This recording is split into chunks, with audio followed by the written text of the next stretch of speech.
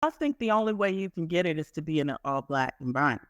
But Hmm. I think what that all-black environment gave me, similar to Selma, right, was I didn't have to worry about my race. So I was free to kind of just show who I was, and people didn't question it because of the color of my skin. It was just, we're all this color. So now we can focus on other things, right? We can Hmm. focus on who you are as a person. And so I think that is huge. And that's actually what diversity work is about. It's really just about creating environments where everybody has that experience, where everybody feels like it's not about what category I represent. You appreciate me as a person and you see. Hmm. But in order for us to get there, we have to address the systemic issues and barriers that prevent us from having those environments in this country. Welcome to Show Your Receipts, where we believe if you can see it, you can be it. Receipts are evidence or proof that something has occurred. Our guests are evidence that Black excellence is alive and well. They will be sharing their receipts on how they've been able to accomplish so much in their life. I'm your host, Tony Jackson. Let's get started.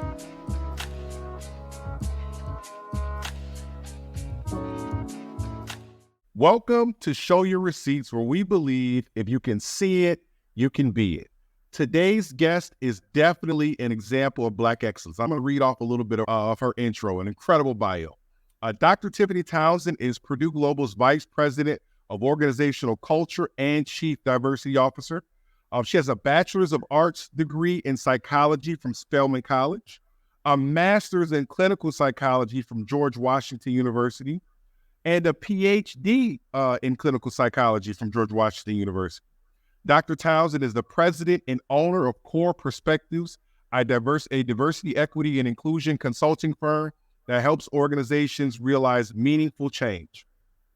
Dr. Townsend has also served as Chief Diversity Officer and Associate Professor of Psychological Sciences at August University, as Senior Director of the Office of Ethnic Minority Affairs for the American Psychological Association, and Adjunct Professor at Georgetown University Medical School.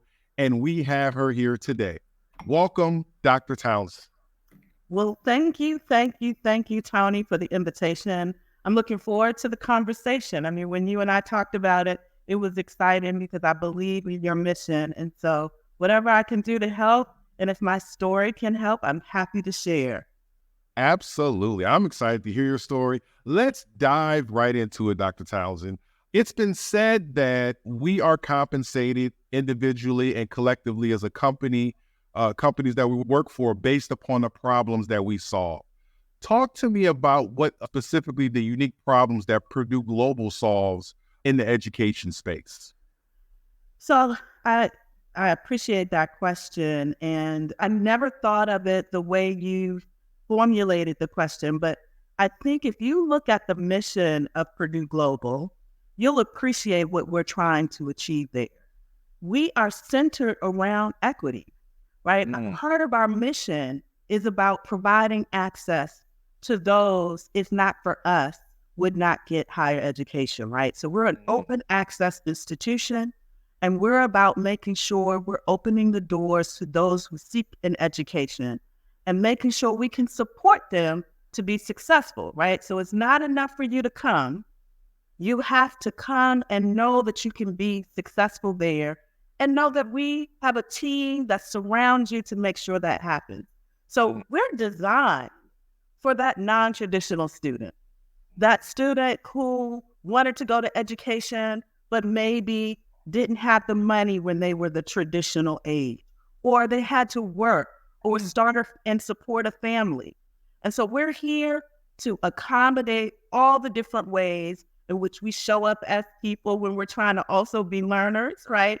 So we have all these multiple roles, and our institution is designed to accommodate all the roles that you have so that we can make sure you're successful, you get your degree, and then you go on to be a contributing member in your community, because that's really important to us. I definitely believe that if you have an education, you uplift not only yourself, not only your family, but you uplift the community as well. That's right. This is a passion project. I'm so excited to be here to talk about it and to share the fact that Purdue Global is about access. That is our mission. That is our goal. And that's what you see. All the work we do is centered in that mission. Man, so eloquently put. This is gonna be a great interview. You got me going. I'm excited.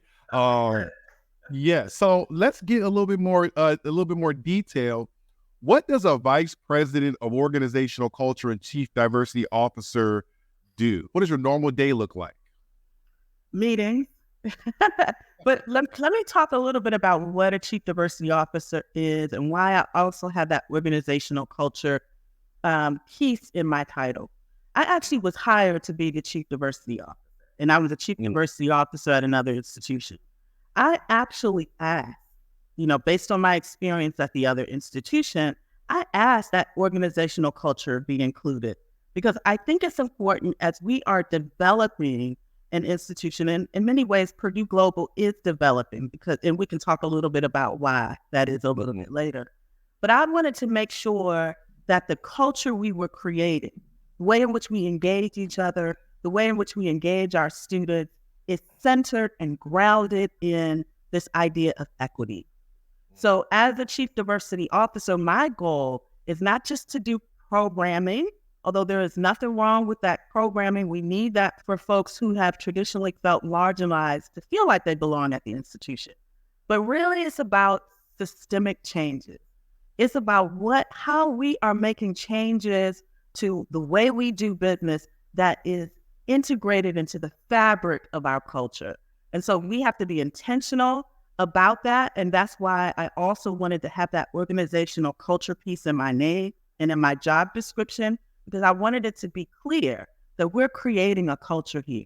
We're creating a culture of inclusivity. We're creating a culture of excellence, and inclusive excellence go hand in hand, right?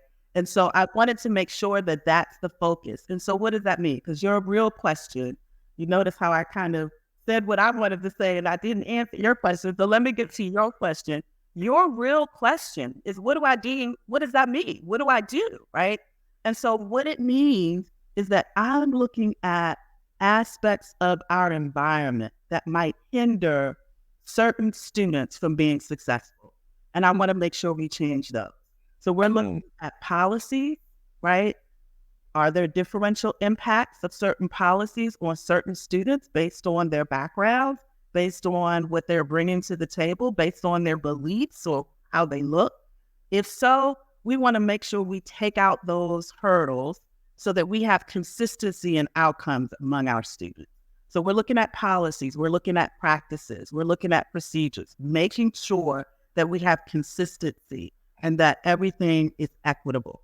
We're also looking at ways that we can break down traditional barriers. So are there certain things that certain students who may come from backgrounds, maybe they don't have the financial means to start and be a full-time student. Well, what can we do at the institution to support them so that they can continue their education, even though finances are an issue?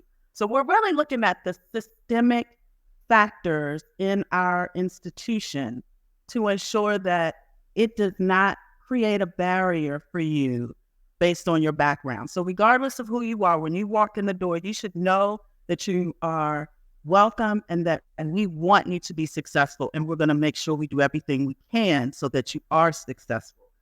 So if there are hindrances in the way, my job is to identify them and figure out ways to remove those barriers. Awesome. That does make sense. Let's dive into that a little bit. You mentioned the idea of policies, practices, and procedures that may traditionally hinder marginalized groups, and that's what you help to fix. Could you dive into a little bit more specific? What are some of those policies, practices, and procedures that maybe are happening on a national level or specific that you help work with at Purdue that you've seen that are hindering some of these students? And how do you fix that? Right. And so I don't know that there are specific fixes that are one size fits all, right? No. All the things that we do, we try to tailor it to the needs of our students and to our community. So one of the things that we've identified is that some of our students might be getting financial aid, right? And they need the financial aid in order to actually take the courses. But because of the way the process goes, sometimes the financial aid comes too late. So for those who have bridge funds and can say, okay, I'll put it out until my financial aid comes in, this doesn't pose a hindrance to them. But for those who don't have those bridge funds, that's a huge barrier.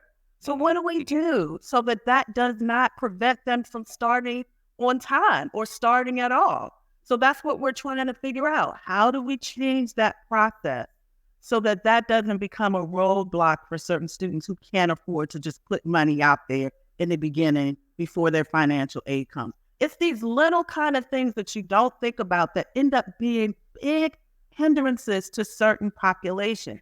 And we want to make sure that your race or your background or your economic status does not dictate how successful you are in higher education. So we have to find those little hurdles that we can see if we can level the playing field by addressing. Absolutely. And so looking at your academic background, it seems as though you have a very strong background in psychology. From your undergrad degree, your master's degree, is that a prerequisite to do what you do now? Not at all. Actually, I think my background is probably not the main way that folks, it's not the primary trajectory. I actually think my career is a little bit different than most, non-traditional, if you will. Maybe that's part of my passion, right? So my initial career path was the traditional career path, right? You go, you get your degree, you get your doctorate, you become a faculty member. I was a faculty member at Penn State. I was a faculty member at Georgetown full-time before I became adjunct there. And then I was tapped to do administration. So that was a little bit of a change from my career trajectory. So most people who go into chief diversity officer, let me stick a pin in that. There really is no one path for chief diversity officer because it is such a new kind of career. We're starting to see the proliferation of those in the last 20 to 25 years. And so people have come to it from different paths. So there's really no one path. But a lot of people may have come through it through kind of academic administration. So they've done student affairs or they've done, academic affairs. Some are even doing compliance work and have JDs. And so they're really looking at kind of equity as far as the policy. And so there are different pathways. Mine was a little bit different. But I think the fact that I have this clinical background and this understanding of human behavior, I think actually that becomes my superpower, right? When we're talking about this, we're really talking about system change based on behavior change. So we have to figure out ways to speak to what people are concerned about, speak to the underlying human emotion that might stand in the way of change. And because I'm a psychologist, I don't have a problem doing that, right? Like I enjoy doing that. And so many of the things, sometimes I do training, right? So you talked about what are some of the things that you do. Sometimes I'll do a training with faculty or with employers at a corporation or an institution, helping them to understand what might be getting in the way of creating an inclusive environment. And so in those trainings, I think my clinical background really comes in handy, right? Because I start talking about what's the real underlying issue? Not what you're saying, right? But what is underlying what you're saying. And then I try to speak to that emotion because really a lot of the resistance we see to diversity is really about fear, right? It's fear on a variety of different levels. And we could talk about that a little bit more. And so because of that and because of my psychology background, I'm able to kind of speak to what the real issue is. And let's kind of talk about that in this training. So it becomes more than just you passively getting information from me about the different concepts and all of that. But it's really about, okay, let's talk about what the real issues are. Let's get into some real conversations about what is concerning you about these issues and concepts and why you feel that you have to put it at arm's length. So we have open conversations in our training. And I think that my goal, because I'm a psychologist, I try to help people have those aha moments in training. Because I think that's where the change comes. It doesn't come from just the information. We know that knowledge share is important, but that's not how behavior changes. You really have to kind of have some different insight as to what this means for you individually. And so we do that in some of the training. Absolutely. Absolutely. So to kind of piggyback on what you just talked about in regards to the fear aspect, many people consider the recent Supreme Court ruling in regards to diversity, equity, inclusion, regards to diversity, in regards to affirmative action, a blow for diversity, equity, and inclusion. And I guess the question I have for you is, talk to me about, do you think that fear plays a role in that, in the ruling, or some of the pushback that we may be hearing or seeing in different spaces in our country in regards to affirmative action or equal opportunity? And if so, how do you think fear plays a role in that?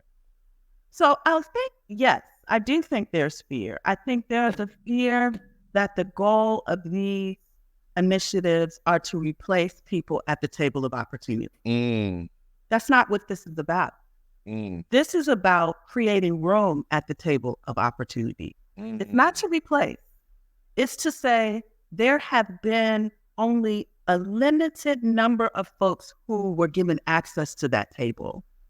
And what we're trying to do is to create a way to create space so we can have more seats at the table, not take away seats. And I think that's the fear. There's this fear that there's kind of this zero-sum game. And Heather McGhee wrote a book, The Sum of Us, that kind of talks about this fear, that if you win, then that must mean I have to lose. And what we have to do is really change that narrative, because that's a false narrative. Absolutely. It's a false kind of sense that we have to be competitors, that we cannot all have seats at the table. And so the reality is, and what I love about her book, and this is not a commercial for her book, but I really didn't like it, because she talked about how the bottom line, when we actually create space for more, it actually improves the bottom line for everybody, not just those we're trying to get at the table, right? And she showed data and statistics that looked at how, as a country, we actually decreased some of our outcomes and some of the statistics and how well we're doing as a country when we started to segregate and reduce opportunity for certain people because of certain characteristics of their background. So we were limiting the ability of talented people to do what they could do for our country just because they didn't look like we wanted them to look. And so what we're trying to say is, we can do better if we do it together. If we're all down at the table of opportunity, we as a country can do better. And so what we have to do is to start helping people understand it's not about replacing. It's about correcting the limits that had once been put in those tables of opportunity and ensuring that we have more people who can access those opportunities. Wow, I've never heard it explained that way, Dr. Townsend. I'm definitely going to pick that book up as well. Thank you. That was good. Welcome, Heather McGhee. And she cited her work too. Perfect. That's perfect. And so, in your current position, what are the skill sets that are necessary? Obviously, you're a great communicator, but to be able to hold this kind of position that you have now, what skill sets are important to be able to thrive? I would say communication is definitely a big one, and also writing, right? So I've enjoyed writing for some time. Even when I was younger, I enjoyed writing. And so it's not a prerequisite, but it definitely helps that I enjoy writing and write. I would say some of the other pieces are related to kind of soft skills, right? And I think I'm getting better at it as I get older. This notion of diplomacy, I think is really important. And when I say diplomacy, it's not necessarily this idea that we have to make people comfortable all the time. That's not what it means for me, right? It means, how can I communicate in a way that you hear my message and not get thrown off by how I present them?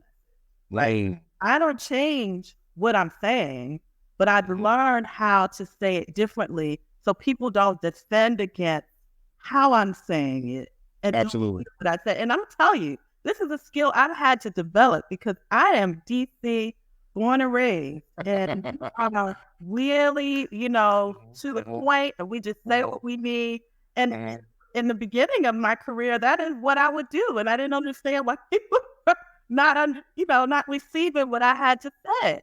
And then I realized, okay, it's not necessarily. Sometimes it is what you say. Understand that. But it's not always. Sometimes it's how you say it. And you have to be very thoughtful and intentional about how you say certain things, because really the goal is getting your message across. And so that's what I'm learning. How can I get my message across so that it's received and people can actually act upon it and not spend a whole lot of time defending against how I said it, right? And now we spend a whole lot of time talking about how I said it as opposed to what I said. And so that's one of the things that I'm learning. Absolutely.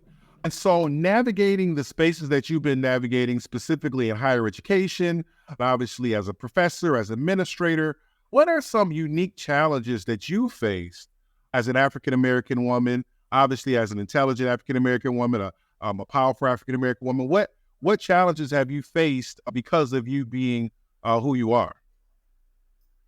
Well, I mean, the racism and sexism is real. I would be remiss if I did not acknowledge that. I've been underestimated frequently. Frequently.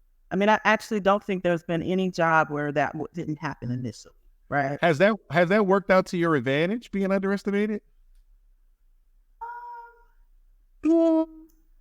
I think it comes with a burden, right? Then it means that I have to prove myself, or I feel that I have to prove myself all the time. And that can be stressful. And so I have to learn how to not internalize it, because there's a risk that you can internalize some of that. I think that's something that many of us who are from minoritized and marginalized backgrounds often experience, where we're in spaces where we're one, or, one of a few. And so it's a burden that we have to face. And so I have to kind of appreciate when it's happening. Corrections are real. I get them all the time. And frequently people don't even, I mean, that's the nature of microaggressions, right? They're unintentional. Sometimes I wonder how unintentional they are, but that's, but I, have to deal with those too, that I think lends itself to my feeling underestimated and underappreciated sometimes. Yeah. So in regards to some of those microaggressions, and obviously we're going to have people who are watching this who are either aspiring to be in some of these high corporate positions, or work for institutions of higher learning, or just do something, on a higher level. And we're going to have people who are actually living that life now. The question I have for you is, how does one navigate those spaces, understanding that you may potentially be underestimated, understanding that there may be a consistency of microaggressions and all these different things going on? How do you still be your authentic self, be true to yourself, but also navigate this space in a way where you work well, with everyone who you're working with? So I have to say it's self-work, because what I had to learn, and I'm still a work in progress, right? Now, I'm going to tell you how old I am, and I'm so glad you didn't read the line that talked about how long I was in higher education. I was like, if he reads that, I'm hanging. But it's self-work, really, because I had to get comfortable with who I am. But when I first started, I was so busy trying to be like everybody else in that space that I could not be my authentic self. And I was not effective. I was spending too much emotional and mental energy with impression management, that I could not really be creative and thoughtful and truly be totally present in there. And so it's years of really being in those spaces and realizing that who I am isn't going to change. And so if I'm going to be successful in what I'm doing, I've got to feel comfortable showing all of those pieces, right? But I will say I'm thoughtful in how I show it, right? And so I think I have to be true to who I am. But I also think about how, I can't get away from this. And I don't know if I think this is a double-edged sword. I'm absolutely still mindful of confirming stereotypes. Mm. I don't like it. I actively work against it, but in many ways, that's still the impression management. So, like I said, Yeah. I'm a work in progress. I'm a work in progress. Yeah. Now, Yeah, I think that it's the self-work. I mean, you really just have to, and I don't know that there's ever an endpoint to that, right? You're constantly learning yourself. And I think once you become more comfortable, once you become more comfortable with yourself behind closed doors, you can be more comfortable with who you are in front of other people. So it really starts with the self-work. Yeah. absolutely. I mean, Ben, you just touched on so many things that I feel like you're in my head. You know what I mean? You're speaking the voice, the things that I've been thinking about, the not confirming stereotypes, all those things. Yeah. So let's start from the beginning. Let's go back, Tiffany. Let's go back to, DC. You said born and raised in DC. I would like to hear about your upbringing. Who was some early childhood influences, time in, early, school, high school. Just how I would love to hear about your story and how you got to where you are today. Absolutely. Like many, I think I credit a lot to my family. I was born in DC and raised in DC and the suburbs of DC as I got older. So in junior high school and on, I was in the suburbs of DC. But I lived in DC. My parents actually separated when I was younger, and I lived with my dad, which is very unusual. So I lived with my dad and his parents. And I still had contact with my mom. I mean, my mom is still around. And so I still visited her on weekends, and my brother and sister that lived with her, I visited. But my grandparents became, because of that, right? My grandparents became hugely influential. And so we lived in Northwest DC. Both of my grandparents, right? Grandparents. So my grandmother went to college in the 30s. Wow. Yeah, right. So Wow. yeah. So both of them went to college and both got master's degrees. Wow. At a time when many did not even get high school education. So let's back up here. Yeah. What years are we talking about? They're getting master's degrees in the 1930s and 40s? So yeah. So my grandmother went to college in the 30s. I'm not quite as sure about my grandfather. I know he went to Tuskegee first, and then he was a mathematician. He was one of the first Black mathematicians in one of the National Statistics Institute. I can't remember the name of it. It's changed now. But when he first got there, he was one of the first Black mathematicians. He got his math degree at American University. My grandmother did the opposite. She went to a white institution first in the 30s. She was at Kansas, University of Kansas. And then she got her master's degree at what was American U, but it's now Clark Atlanta University. But she was kind of at Atlanta University. And so she did her master's in social work there. Then she went on to become the director of kind of an adoption agency in DC. My grandfather was working for a stats institution, a national stats institution, as one of their mathematicians. So that was kind of what I grew up with, right? Wow. So for me, that was just normal to go. I mean, it was expected. I never questioned whether I would go on to college because doesn't everybody go to college, right? So I didn't appreciate that what I had until I was much older. Kind of the example that my grandparents provided me. I didn't really. Let me jump in real quick. Talk to me about the value of those expectations. Like, do you think that you are who you are today without that precedent being set by your grandparents and parents?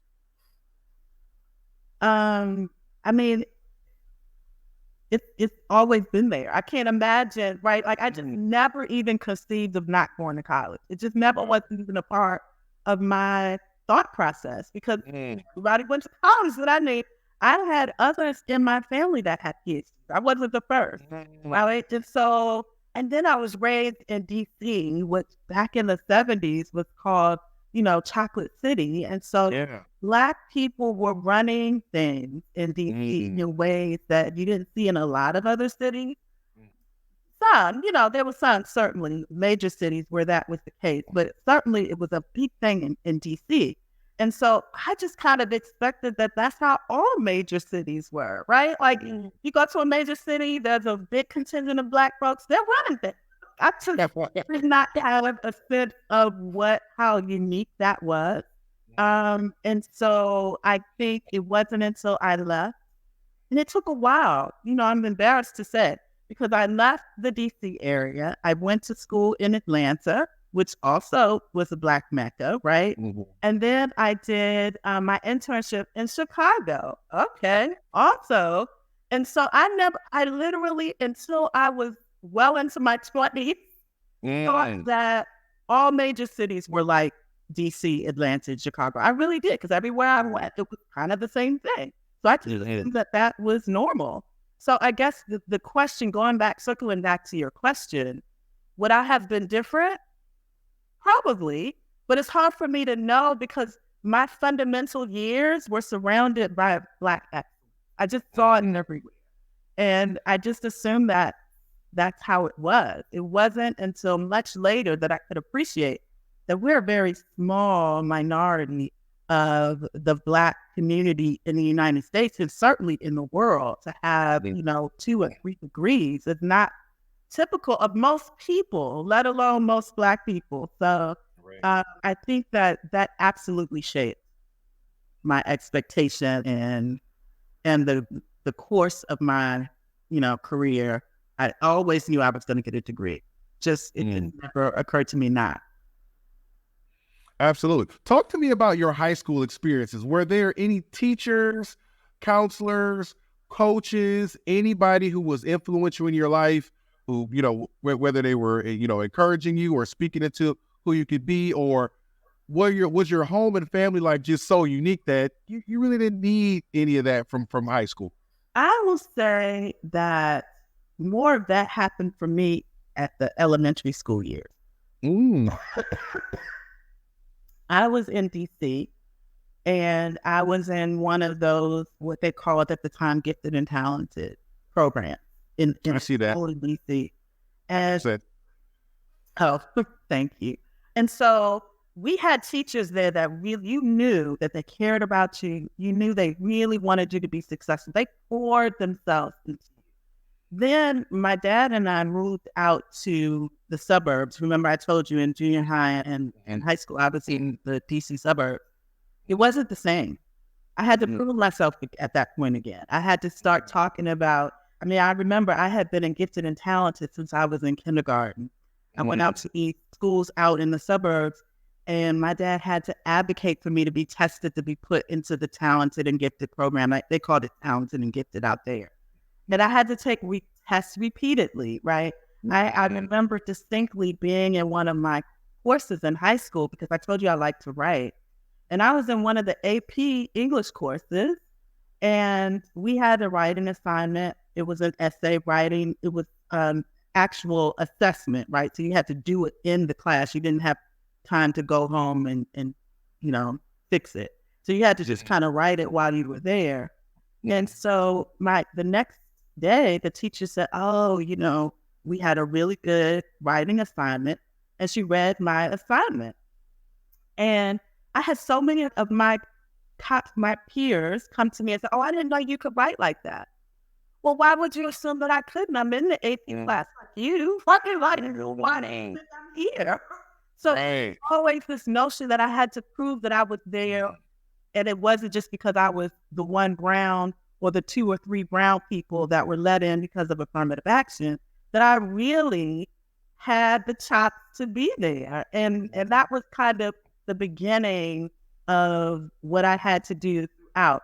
The only time that it felt different was at Spelman. It was kind of, I love Spelman. So you asked me what shaped me. It was my family. It was that grounding in those DC schools very early on. And then absolutely Spelman College. No question. Because I never had to worry about what they were thinking. Was it absolutely Is it because I'm a woman? That Yes. to my mind. So it left me to be free to be me. When I could just do whatever and dream whatever. And you wonder why so many Black women who go to Spelman go on to do great things just because they were free to believe in college and not have to worry about any of those other hindrances. So absolutely, Spelman was huge. Absolutely. I want to dig into Spelman a little bit more before we go there, because this is a conversation you and I had even before we got on the podcast a few weeks back. We talked about, you said, I believe you said you have a young son. Yeah. You have a son and, he's in school, and I was telling you about, I have a daughter who's in school, and, my daughter's situation is similar to your high school situation where, they just took a class photo. She's the tallest and the only Black kid in her entire first grade class. Yeah. And obviously we'll work through that and figure that out. My question to you is, obviously your background started in that school, that gifted and talented school in DC. And you didn't go into detail, but I can insinuate that it was some diversity in that school. All Black. It was all Black. It was all Black. So no diversity. No diversity. And so talk to me about how important that foundation was for you to have that belief in yourself when you went to that other school. And that's the specific question for you. And generally, is that something that you feel like is important for young Black kids to have that kind of foundation that you had? I absolutely think so. I don't think the only way you can get it is to be in an all Black environment. But I think what that all Black environment gave me, similar to Spelman, right, was I didn't have to worry about my race. So I was free to kind of just show who I was, and people didn't question it because of the color of my skin. It was just, we're all this color, so now we can focus on other things, right? We can focus on who you are as a person. And so I think that is huge. And that's actually what diversity work is about. It's really just about creating environments where everybody has that experience. When everybody feels like it's not about what category I represent. You appreciate me as a person and you see. But in order for us to get there, we have to address the systemic issues and barriers that prevent us from having those environments in this country. There's no way to get around that, right? And so, yes, I think it's paramount. I remember in graduate school, I was at George Washington University, which is in DC. There's diversity there, but it's certainly not a lot of African Americans in certain spaces there. And I remember having some undergrad students who were also in our research lab. So I was in a research lab with an African American woman, the only one who was a faculty member in that department at the time. So she also really shaped me. Faye Belgrade absolutely shaped who I am as my career is concerned. But she had this lab, and we kind of functioned as a family, right? Because she kind of brought in all of the people of color, the students who were in that department. She kind of opened up her space and took us under her wing. And there were undergrad students in the lab, and I remember how they used to talk about their college experience, and I just felt so bad for them. Right? I was like, oh my gosh, that is so not my experience. I was absolutely just surrounded by people who cared when I was at Spelman. And at GW, I think they were struggling with some of the same things I was struggling with in high school. Why are you here? Are you just here because you're the one Black person? And all of those things. And I think it definitely, they didn't have the same foundation that I had, right? So not to say I didn't have struggles in graduate school. I did still have those struggles. I did still have to manage kind of this inability or unwillingness to confirm stereotypes and impression management. All of that was still very much a part of my experience. And actually, I think it kind of hindered my comfort in those spaces. It was a long time before I felt really comfortable to just kind of be in those places. But I still kind of fundamentally knew who I was because of my experience as in elementary school and my family and then with Spelman. So I kind of knew, at a fundamental level, I know I can do this, right? Yeah. So I have to prove to other people that they can do it, which, is different than, can I do it? Should I be here? Which a lot of students feel, and are made to feel that way because of those times, Absolutely. Absolutely. Man, I can relate to you in so many different ways. When I went to the University of Iowa, as a football player, you kind of were accepted.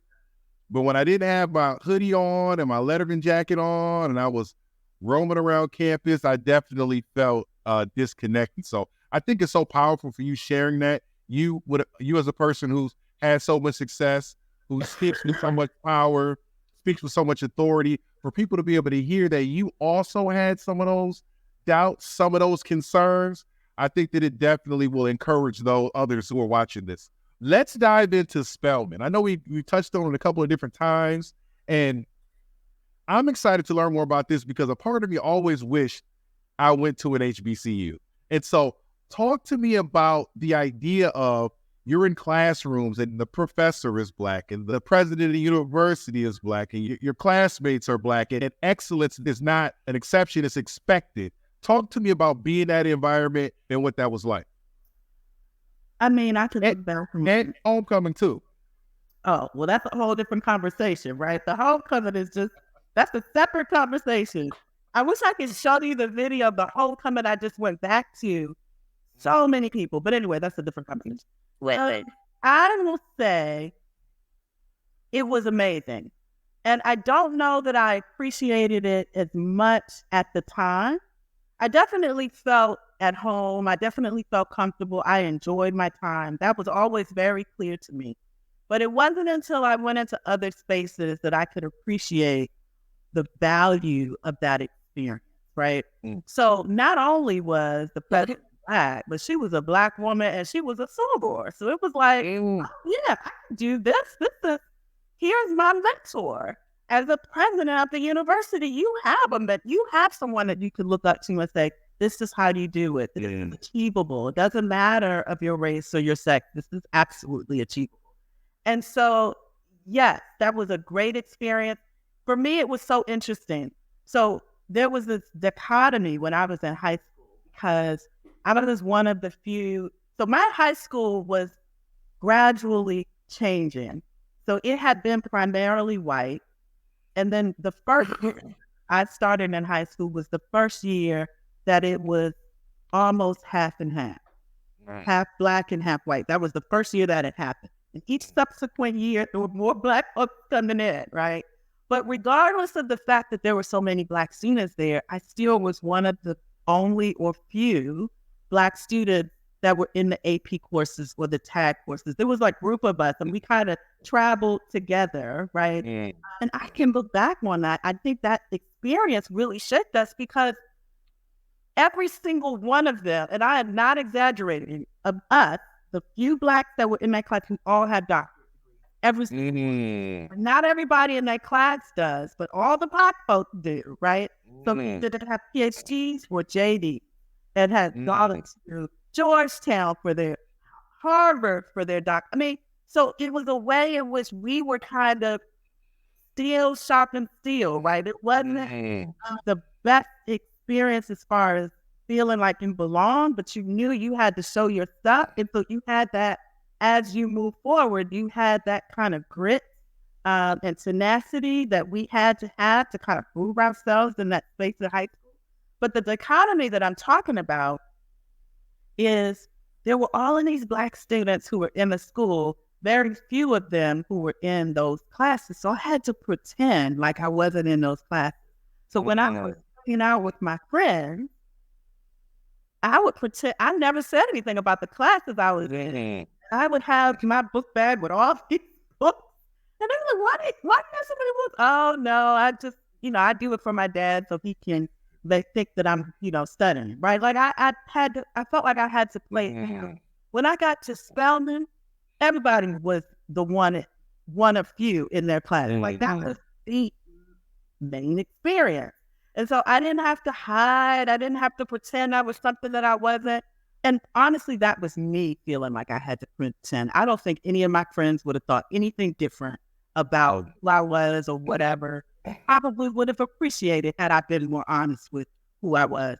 But at Spelman, I didn't feel the need to do that. So everybody was high achieving. Everybody had these big dreams. And so I think that helped to spur me on. And I think there was a way in which we spurred each other on. Yeah. Absolutely. Wow. Yeah, I joked around about the homecoming because you go to Iowa, it's a completely different experience. So I'm a jealous. So you said that you're Greek. What sorority did you play? Delta Sigma Theta, Sorority Incorporated, Eta Kappa chapter. You better say it. Shout out to all the Deltas out there. And so wrapping up, I got a few questions to ask you as we're wrapping up here. First question is, if you had to go back in time and give some career advice to the young Tiffany, to the 18-year-old Tiffany, fresh out of high school and headed to Spelman, you had to sit her down and give her some career advice, what advice would you give her? I would say, and I know this is hard for 18-year-olds, but just try to be true to who you are, right? Learn to love who you are. And it is a lifelong journey where you have to appreciate who you are, what you've been given, and the fact that it's not going to be like somebody else's gift or lesson. It's meant for you. And so if I learned that earlier on, not so busy trying to impress certain people or do certain things, I think I would have been a lot happier a lot more often. Not that I wasn't happy, but I think I would have been a lot happier a lot sooner and more often had those happy moments. I think I spent a lot of time with impression management, and I still think I do that. And I think that happens because of, when you're in these spaces where you're one of only, it makes it so salient. Your differences become so salient and you kind of focus on them. And so I wish that instead of focusing on them as problems, I could have celebrated them as being something different, right? And so I'm learning that. And what I want to do is to provide those opportunities for students as they're learning, so that they don't have to go through what I went through in that kind of personal growth phase of appreciating what I bring to the table. Absolutely. Absolutely. Next question. I know you mentioned the book, The Sum of Us. And by the way, I'm getting that book immediately. We'll be reading that book. But besides that book, what other book or books have been influential in your development to the point that you are in your career now? Oh my gosh, there's so many books. I don't think that I could identify one book. I remember Spelman sent us a list that we were supposed to read before we got to Spelman. That year we got there, we were supposed to read over the summer. And I read James Baldwin, The Fire Next Time. Oh my gosh. I still remember feeling like, yes, I'm on fire now. You're right. Like, you know what I mean? So, but there's so many like that. I mean, I don't even, Chancellor Williams' 2 books that he does, The Destruction of Black Civilization. And I don't even think, I love J. California Cooper as far as kind of fiction accounts and her ability to really describe the everyday life of Black people at certain times. And I appreciate that. So many. I mean, Absolutely. I feel I don't even want to start a list because I know I will leave some out. Bell books I love. So yeah, I don't want to start. I did start, but I'm not going to because there's so many I've left out. Absolutely. No, that's great. Thank you. Next question. One of the big purposes of this podcast is not only to show representation by interviewing people who have the level of cachet that you do, but also to establish connections and mentorship relationships. Talk to me about mentorship. Are you currently mentoring anyone? If not, are you open to mentoring other people? Absolutely open to mentoring. I think it's huge. I told you about the importance that Faith, who's at BCU now, had in kind of shaping my career. I had other mentors. By no means am I saying she was the only one.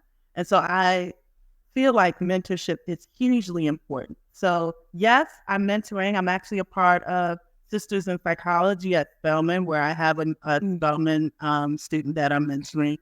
I, as a faculty member, had my own team and lab. And so many of them still come back to me and ask for letters of recommendation, which I gladly provide because I think it's so important. I work with current students. I have a few students that I still work with to do research and do certain things. So yeah, I'm constantly trying to give back because I feel like I have to, right? I don't think I would be where I am if it weren't for the mentorship, the shaping, the models that I had to look up to. So I try to do my best to do the same for others. So yeah, kind of open. Awesome. So if someone were to reach out to us after watching this podcast, what would be the best way for them to reach out to you? Would it be on LinkedIn, or is it a certain email, or what would be the best way? LinkedIn. I'm on LinkedIn, so they can certainly reach out to me through LinkedIn. Now, having said that, I love how you said now. All right. I mean, I'm only one person, so if it's too many, I can't do. But I try to do my best. And the other thing that I like to say is that you don't always have to have one mentor who does everything. Absolutely. Sometimes you can go to people just for a certain type of thing. And so what I talk about is different types of mentors you need. Sometimes you just need a coach. And a coach is someone who is a very focused thing that you need. And you go to them and they coach you through that one thing. And so, so can do more of those than I can be kind of that lifelong career mentor that they with me. Although I do try to do that with certain people. So I try to do as much as I can, for sure. Absolutely. Absolutely. And lastly, what would be the best way for people to connect or reach out with you? Is there anything specific that you want to discuss? I know you do have a consultant agency. Is there anything else that you want to discuss or ways for people to find you? Sure. So my consultant agency, Core Perspectives, like I mentioned, I do trainings, I do talks. So that's one other place to reach me if you'd like for me to kind of come to your agency or to do a talk at your school. Certainly could do those as well. And so thecoreperspectives.com is the website for that group. I will just say that I think education is important. And that if there are folks out here listening who thought about education and just thought like, I don't know if this is the right time or if I have the ability, because we get fed those false narratives all the time. There's no such thing as just a college person, your college material. Yeah. And so I think, if you had it in your heart to do it, that means you're college material. So if that's something that someone is looking to do or to learn more about, absolutely reach out to me at Purdue Global.